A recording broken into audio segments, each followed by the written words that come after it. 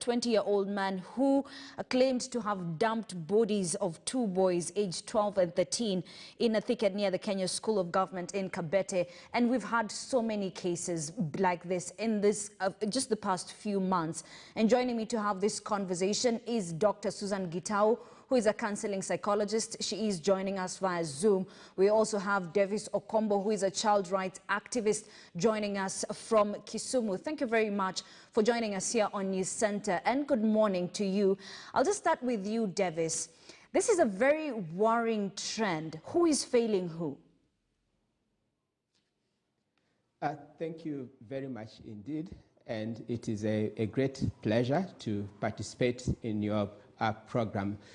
I would begin to state that Kenya is a signatory to the United Nations Convention on the Rights of the Child, and which binds the country to protect the children from all forms of violence.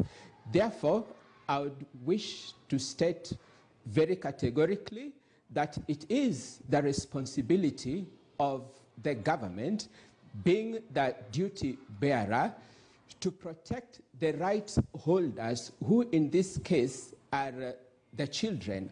We need to be very firm in ensuring child protection in this country, so that where cases of child abductions and subsequent murder occur, then we would demand for proper investigations and law enforcement, so that the culprits can be made accountable to the law.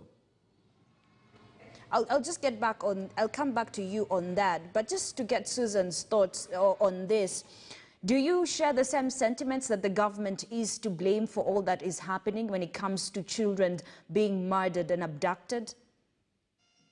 Well, I would like to say all stakeholders in child protection should be held responsible. Just like you're doing your part to highlight what is happening in the world of children, we also need to ask the parents, do you know where your child is on a daily basis? Even when you go to work, who do you leave your child with? When we talk about the community, the neighborhood, where children go out and play, do you actually spot when something odd is happening to a child? Because there are people who say, well, I saw that child carried by so-and-so. And we are not just thinking about abduction tricks right now. We are thinking about child sexual violence, which is actually on the rise. And there are people who see maybe this is a person who is known to the neighborhood, take a child maybe to their own house, and they don't even question, do we even know when our children are endangered? Do our children also know when they are at risk? So we have the teachers, we have the parents, we have the community leaders, we have the child protection officers. Are they doing their work? And you know, this training, if we follow the National Action Plan on Child Protection, you realize that the Child Protection Department has their own work plan. When we come to the county, maybe child protection officers, I want to call them that, they should also have their own action plan. When we go down to the wards, when we go down to the sub-counties, when we go down to the community, what is that community child protection officer doing? Because at the end of the day, I see a child who is left to be on their own. And we know right now with COVID-19 challenges, we do have children who cannot stay at home because they have no food. They need to go out. And those sex child predators are taking advantage of that. The pedophiles right now are on the rise, because before COVID hit, children were busy in school. They had very limited time at home. But right now, you find most of the time children are at home, especially in this period of COVID-19. They were let loose. And parents, again, if they're also not in their right space, because some of them argue, you know, I have to leave them and go to the workplace. But what have you told them? As you leave them at home, what have you told them? And I like to say everybody should actually take responsibility. Why we always talk about the government, it's because when we think of law enforcement, the child in any nation comes first. Even when a child says, I have been verbally, physically, or sexually violated, we believe the child first and put that person behind bars. Before we investigate and do all that, the child is believed first. But does it happen in this nation? Who believes the child? Or even anytime the child wants to express themselves, we tell them, shut up, shut down. We need to rethink who is a child in this nation. How is that child protected? And who is responsible? And I believe all of us are. We are all responsible treats. So then we've gotten to that place where society has changed. Things are not the same as when they were when we were growing up. Because back then, a child's responsibility was the society's responsibility.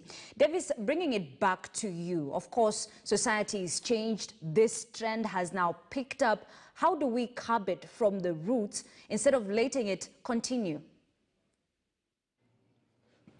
I think first we need to appreciate that the government has undertaken a survey on violence against children, first in the year 2010 and more recently in 2019.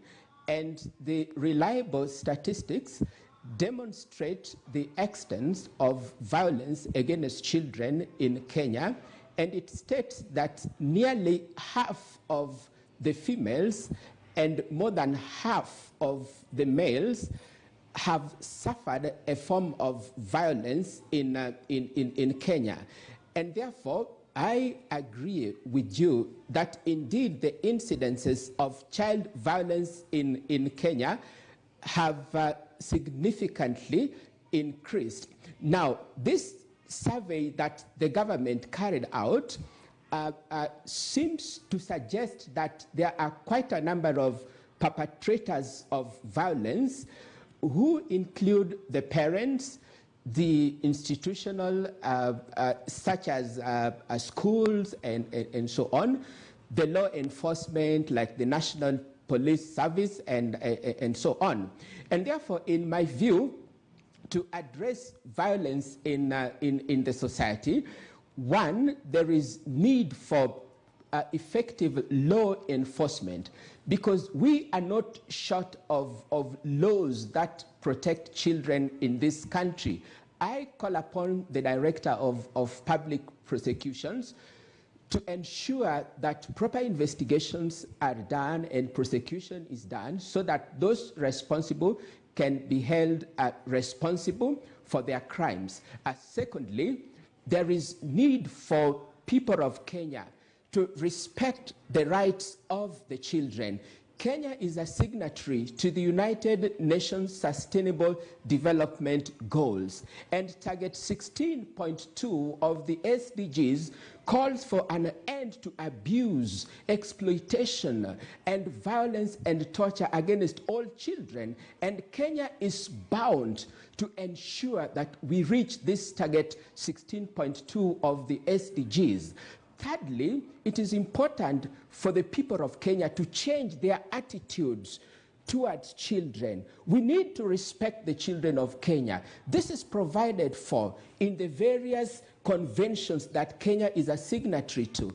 And remember, in the Vienna Convention on the Law of Treaties, there is a principle called Pacta Sunt Servanda, which says that agreements must be kept. And if Kenya is a signatory to the treaties, then they must work towards ensuring child protection in this country. Last but not the least, we need to empower our children so that they can recognize when threats of violence against them is being exposed. For example, if a stranger stops and wants to give them lift in a car, for example, the children need to know that they do not have to engage with a stranger. We need to engage with the educational stakeholders, and I call upon Professor Magoha, the CS for Education. We need to ensure that corporal punishment, which is banned by law, should